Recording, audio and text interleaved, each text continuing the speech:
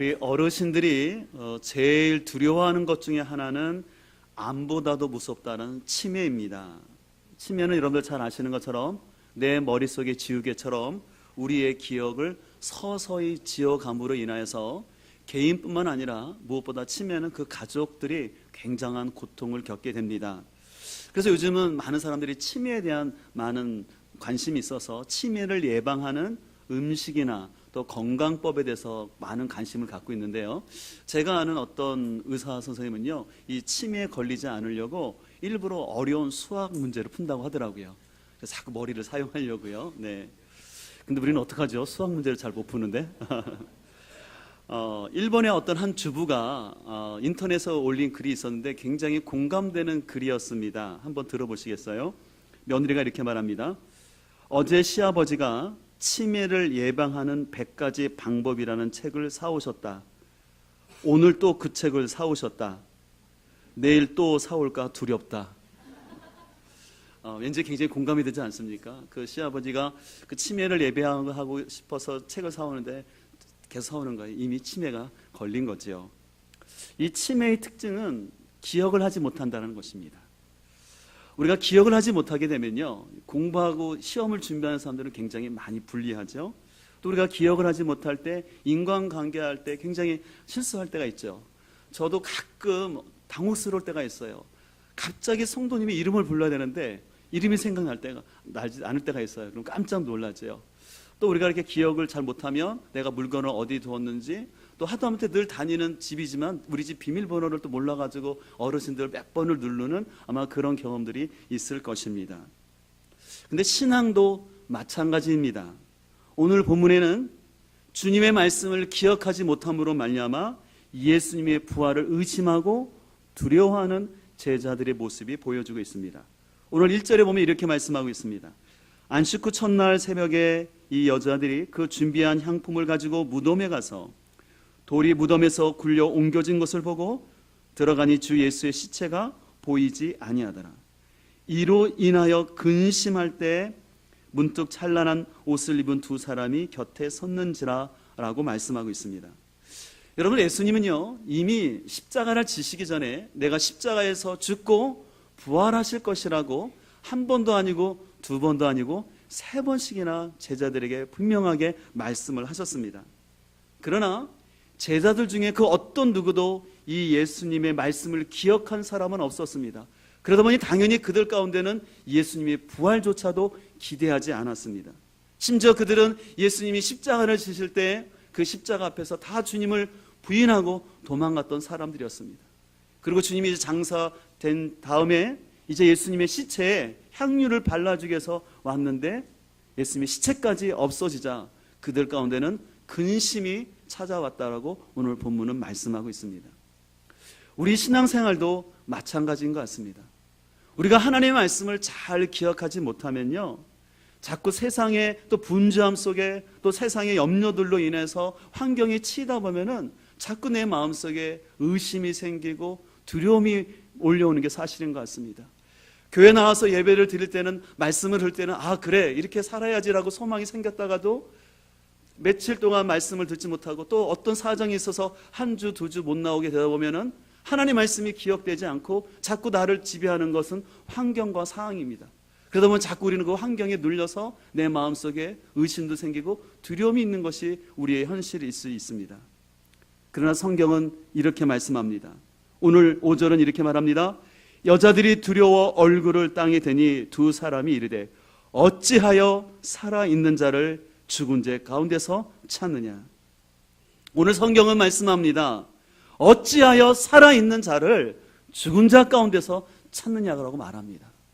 성경은요, 예수님의 부활 장면을요 자세히 묘사하지 아니하고 부활 자체를 선포합니다.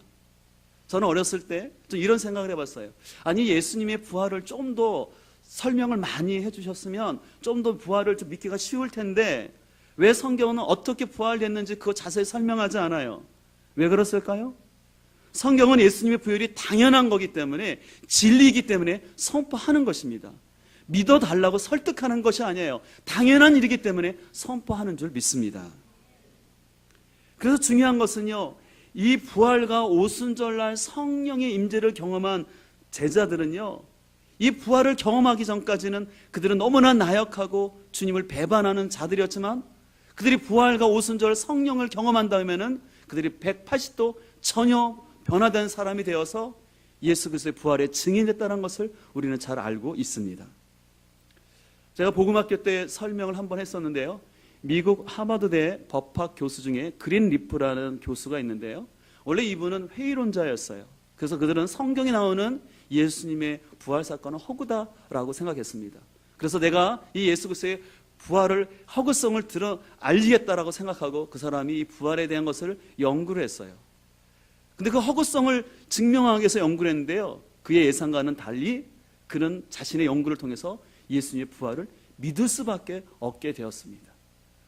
그래서 그는 좀 책 제목이 좀 길고 어려운데요, 이런 책을 썼는데요, 법정에서 준용되는 증거 규범에 의한 사복음서 저자들의 증언에 관한 검토, 논문 이름 같죠? 네.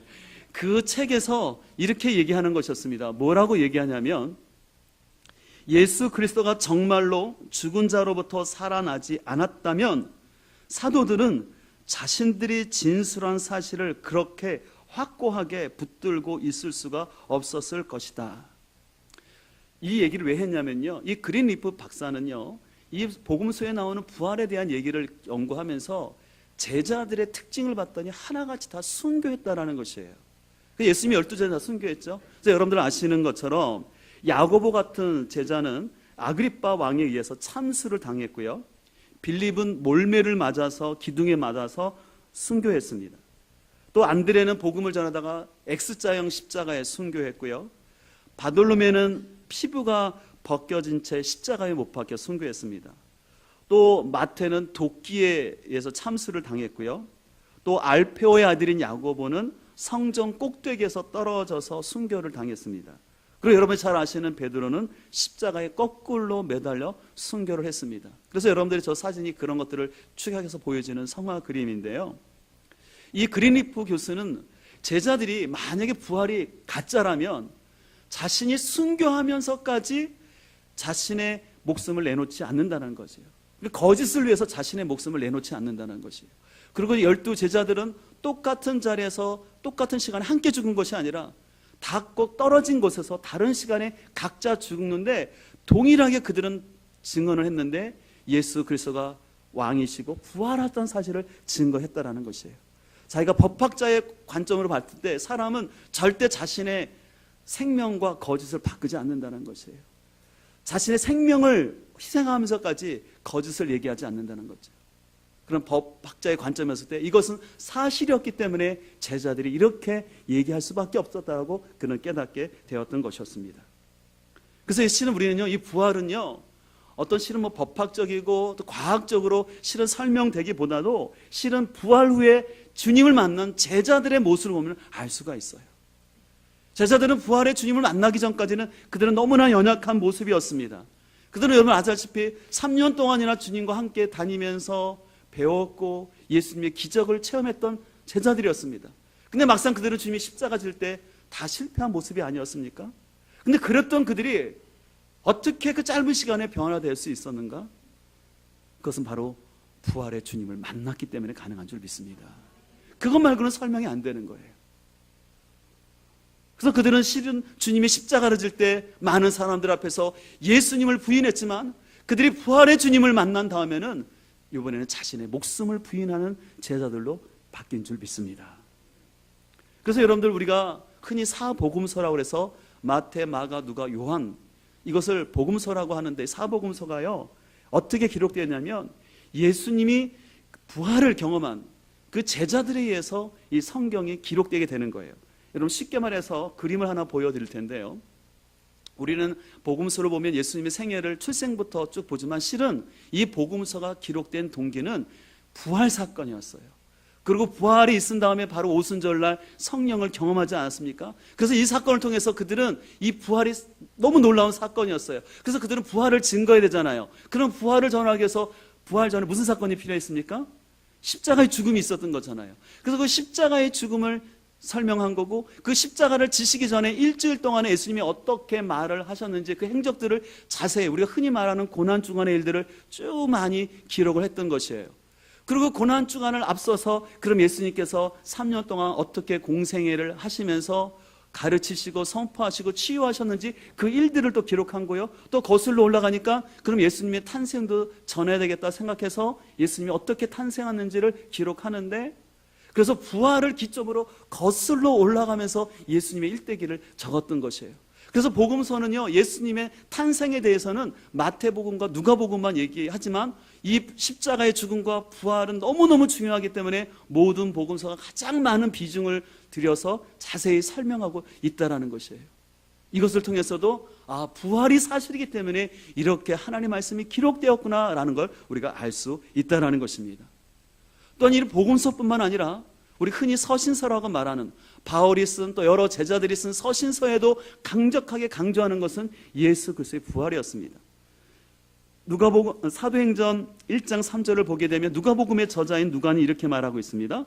그가 고난 받으신 후에 또한 그들에게 확실한 많은 증거로 친히 살아계심을 나타내사 40일 동안 그들에게 보이시며 하나님 나라의 일을 말씀하셨다라고 얘기하고 있고요. 고린도전서 15장 3절은 또 이렇게 말합니다. 내게 받은 것을 먼저 너희에게 전하노니, 사도 바울이 얘기하는 건데요. 이는 성경대로 그리스도께서 우리 죄를 위하여 죽으시고 장사 지낸 바 되셨다가 성경대로 사흘 만에 다시 살아나셨다라고 얘기합니다. 또 사도행전 2장 31절은 이렇게 말합니다.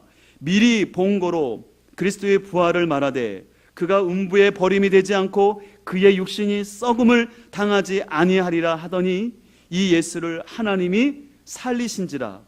그 다음이 중요합니다. 우리가 다 이래 뭡니까? 증인. 어떤 증인이라는 거예요? 하나님께서 그 예수님을 죽음 가운데서 살리셨다라는 부활의 증인이 됐다라고 얘기하는 것입니다. 그래서 예수님의 12 제자뿐만 아니라 사도 바울도 끝없이 외쳤던 것은 예수님의 부활이었어요. 예수님이 부활하지 않았다면 이 서신서가 기록될 수도 없고 복음서가 기록될 수도 없는 것입니다. 예수님의 부활이 있기 때문에 이 십자가의 고난도 가치가, 의미가 있는 줄 믿습니다. 그래서 이 신약 성경은요, 예수님의 부활을 경험한 사람들이 그 감동을 잊을 수가 없어서 많은 핍박과 고난 가운데도 이것이 기록되어지고 오늘날 우리에게 주어진 줄 믿습니다. 오늘 본문으로 다시 돌아가서요, 이제 그 여인들은 처음에 예수님의 부활을 믿지 못하고 당혹스러워했는데 그 여인들을 향해서 천사가 6절에서 이렇게 말합니다. 여기 계시지 않고 살아나셨느니라. 갈릴리에 계실 때 너희에게 어떻게 말씀하셨는지를 뭐합니까? 기억하라. 또 7절은 말합니다. 이르시되 인자가 죄인의 손에 넘겨져 십자가에 못 박히고 제3일에 다시 살아나야 하리라 하셨느니라 한데 그들이 예수의 말씀을 뭐 했습니까? 기억하고. 오늘 지금 읽은 본문에 보면 기억하다라는 단어가 반복되고 있어요. 이 기억하다라는 단어는요, 회상하다, 생각하다라는 뜻인데요, 이것은 없었던 일을 만드는 거나 아니면 있지도 않은 것을 신념으로 믿는 것이 아니라 있었던 사실을 다시 생각해내는 것, 그것이 기억한다라는 것이에요. 그래서 우리가 하나님의 말씀을 기억할 때 그 말씀이 우리를 살리고 소망을 주게 됩니다. 근데 이 말씀은요, 내가 한 번이 아니라 계속해서 반복해서 배워야 되는 거예요. 제가 요번에 지난주에 세미나가 있어서 참 동기를 받았던 것이 있었는데요, 그 영어 공부할 때 어떻게 공부를 잘할 수 있는가를 얘기하면서 우리가 영어 학습이라고 하지 않습니까? 그러니까 학은 이론을 배우는 거고 습은 연습하는 거거든요. 근데 영어는 1%의 이론을 가지고 99%의 습, 연습을 많이 할수록 많이 배우는데, 그동안 우리가 어떻게 영어를 배웠냐면 99% 이론적으로 자꾸 배우고 1%의 연습만 하려니까 안 됐다라는 거예요. 근데 제가 그걸 듣는데 무릎이 처지더라고요. 좋은 내용인데 적어놓으세요. 네. 그러니까 이론보다 중요한 거 보자면 내가 자꾸 반복하고 해야지 기억이 되거든요. 근데 여러분들 반복하지 않으면 어떻게 됩니까? 잊어버리는 거잖아요. 여러분 잘 아시는 것처럼 우리가 예전에 스마트폰을 사용하기 전에는 그래도 우리는 보통 전화번호 아무리 기억 못해도 10개 정도는 다 기억하지 않았습니까? 요즘은 다 스마트폰 단축 번호 쓰다 보니까 어떻게 해요? 번호를 기억을 못해요. 심지어는 어떤 분은 자기 전화번호도 몰라가지고 옆에 사람이 물어봐요. 내 전화번호 뭐지? 왜냐하면 외울 필요가 없이 다 단축 번호 쓰고 이렇게 하다 보니까 기억을 안 하는 거예요. 근데 이게 우리 사람의 한계잖아요. 근데요, 이런 우리들의 한계를 아시고 주님께서 우리가 또 까먹을까봐, 기억하지 못할까봐 주님께서는요, 이 주님의 십자가 사건과 이 부활을 우리가 잊어버리지 아니하도록 완전히 기억하도록 시청각적인 방법을 알려주셨어요. 궁금하죠? 바로 그 주의 만찬입니다. 우리 고린도전서 11장 23절을 보면 이렇게 되어 있어요. 앞에 그 자막 바로 보실게요. 새 번역은 이렇게 말합니다. 내가 여러분에게 전하여 준 것은 주님으로부터 전해 받은 것입니다. 곧 주 예수께서 잡히시던 밤에 빵을 들어서 감사를 드리신 다음에 떼시고 말씀하셨습니다. 이것은 너희를 위하는 내 몸이다. 이것은 행하여 뭡니까? 나를 기억하라고 말씀하시고요. 25절에는 식후에 잔도 이와 같이 하시고서 말씀하셨습니다. 이 잔은 내 피로 세운 새 언약이다. 너희가 마실 때마다 이것을 행하여 나를 기억하라라는 거예요. 우리 예수님께서는요, 주의 만찬을 우리가 행하라는 거예요. 이것을 통해서 뭘 기억하기를 원하셨어요? 예수님께서 우리를 위해서 피 흘리신 십자가 사건, 그리고 부활하셔서 죽음을 이기신 것들을 기억하기를 원하셨어요.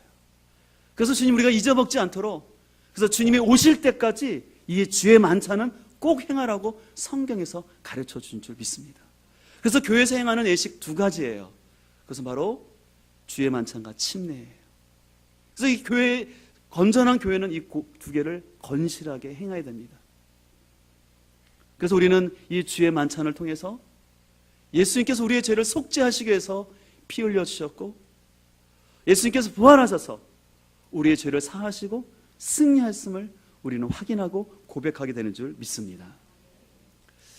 우리가 음식을 먹게 되면 배를 부르게 하는데, 제가 요즘 느끼는 것은 음식을 통해서 배를 부르는 것도 있지만, 저는 저에게 좋은 음식이 뭐냐면 제 몸을 따뜻하게 하더라고요. 그러니까 저에게 맞는 음식, 좋은 음식을 먹으면요, 제 몸이 따뜻해져요. 그럼 제 몸이 훨씬 풀리고 좋아지는 것을 느낄 수 있어요.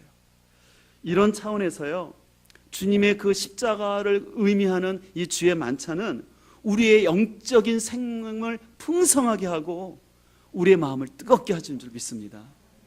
우리가 주의 만찬을 할 때 나누는 작은 양의 떡이고 잔이지만 그 의미를 깊이 생각하고 우리가 그 동참하게 될 때 하나님께서는 우리의 영적으로 식어지신 영을 뜨겁게 하고 우리를 풍성한 삶으로 다시 회복하여 줄 믿습니다. 지난 목요일 날 우리 교회에서 다음 세대를 세우기 위해서 위즈덤 스쿨 개설을 준비하면서 세미나가 있어서 참석을 했는데, 그 장소가 환경이 굉장히 좀 열악했어요. 또 그날 추웠는데 또 지하다 보니까 굉장히 춥더라고요. 그래서 오랜 시간을 앉아있다는 게 너무 추운 거예요. 그래서 제가 더 이상 추워서 안 되겠다 싶어서 제가 일어서서 뒤에서 강의를 들었어요. 그러니까 확실히 느끼는 것은요, 앉아있을 때보다는 서서 들으니까는 훨씬 그 추위를 이겨냈었어요. 그래서 제가 거기서 한 가지 깨닫는 것은 뭐냐면, 우리의 삶 속에서 어떤 어려움과 상처와 아픔이 있을 때 절대 거기 때문에 누워있고 앉아있으면 진다라는 것이에요. 힘들더라도 일었으면 이겨낼 힘이 생길 줄 믿습니다. 그런 의미에서 여러분 삶 가운데 여러분을 눌리게 하는 여러 가지 사건들, 사람들, 그런 것 때문에 여러분들과 누워있지 않기를 소망합니다. 주님께서 일어나셨던 것처럼 우리도 주님과 함께 일어나길 소망합니다. 내 힘으로 안 되지만 오늘 말씀 보면 하나님께서 그를 살리셨다고 그랬어요. 이것은 수동태였어요. 하나님이 살리신 거예요. 그와 마찬가지로 우리가 하나님께 믿음을 가지고 나갈 때 하나님 우리를 살려주실 줄 믿습니다. 그래서 여러분을 다시 일으켜줄 줄 믿습니다. 그래서 저는 오늘 여러분의 삶 가운데 다시 일으켜주시고 세워주시는 그 부활의 은혜가 있기를 소망합니다. 오늘 아침에 일어나서 큐티를 하는데 마태복음 28장의 말씀을 보면서 18절 말씀인가요? 말씀을 보는데 예수님께서 뭐라고 말씀하셨냐면, 내가 하늘과 땅의 권세를 가졌느니 라는 그 말씀, 그리고 너희는 가서 제자 삼으라는, 제가 이 말씀 보는데 너무 마음이 뜨거웠어요. 예전에도 그 말씀을 읽었지만 오늘따라 그 말씀이 뜨거운 거예요. 아, 예수님은 제자들은 의심하고 있었지만, 부활을 의심했지만 예수님은 하늘과 땅의 권세를 가지신 분이구나. 근데 그 권세는 우리에게 주어진 줄 믿습니다. 왜냐하면 우리가 이 땅 가운데 제자 삼고 하나님 나라를 이루도록 하기 위해서 예수님은 그 권세를 우리에게 주신 줄 믿습니다. 그러니까 우리는 절대 사단이나 다른 사람의 말 때문에 상처받거나 주눅들지 말고 하늘과 땅의 권세를 가지시고 부활하신 그 예수님의 말씀을 붙잡고 우리가 일어날 수 있기를 간절히 소망합니다. 그래서 고린도전서 11장 26절은 이렇게 말하는 겁니다.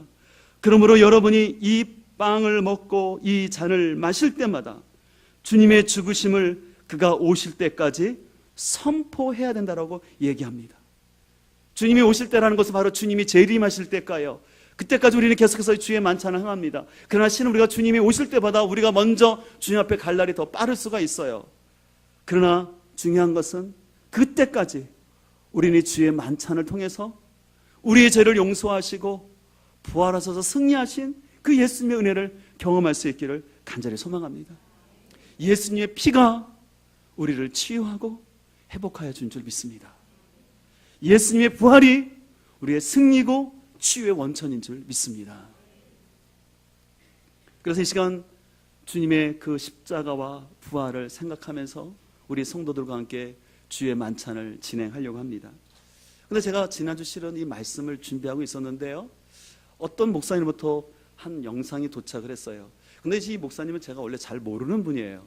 근데 이분이 어떻게 우리 교회 홈페이지를 아시고 매번 설교를 이렇게 들으시면서 제 설교에 대해서 좀 좋은 피드백을 해주시면서 그분이 영상을 보내주는데 알고 보니까 이분이 찬양 사역자더라고요. 그래서 이 목사님 성함이 김우성 목사님이신데 이분이 작사한 성결의 꽃 십자가라는 그런 곡이었어요.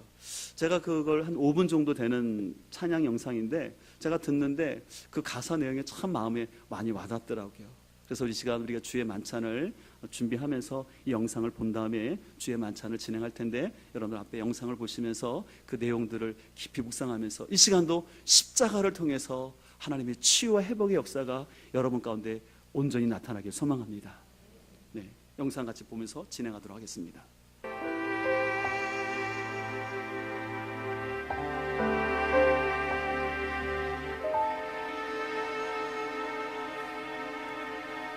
성경의 꽃으로 우뚝 선 십자가 그 밑에 이 죄인 있네요. 이 시간 주님의 얼굴을 바라며 그네 아래 나갑니다. 성결의 꽃으로 우뚝 선 십자가 그 밑에 이 죄인 있네요. 이 시간 주님의 얼굴을 바라며 그네 아래 나갑니다.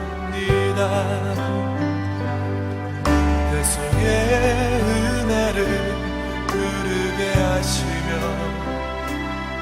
십자가 눈물로 날 만지시는 주님의 십자가 그늘로 이제 나아갑니다. 이 시간 치료하시는 상처난 날 만지시는 그 피가 지금 흐르네. 나를 새롭게 하네. 이 시간 기름 부으시는 지친 날 도우시는 그 피가 지금 흐르네. 나를 의롭다네.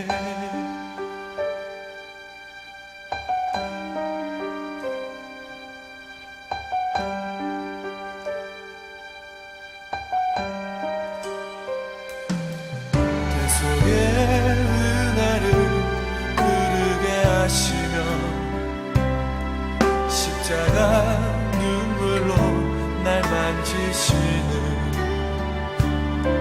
주님의 십자가 그늘로 이제 나아갑니다.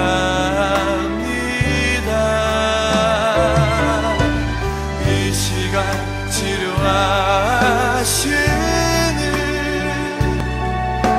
상처난 날 만지시는 그 피가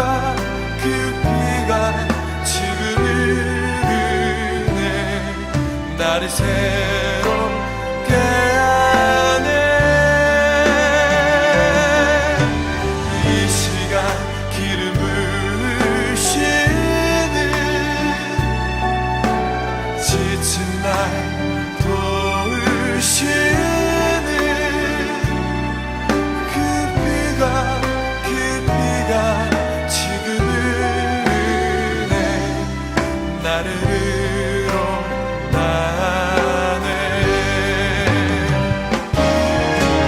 이 시간 치료하시는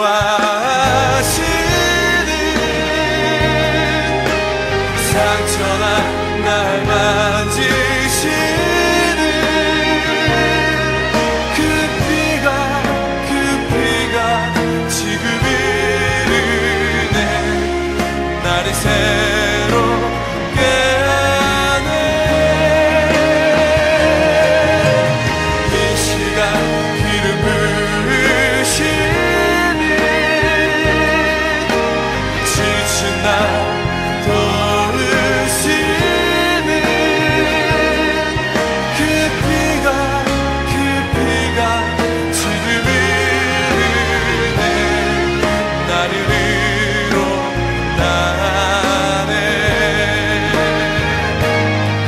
그 피가 지금 흐르네. 나를 위로하네.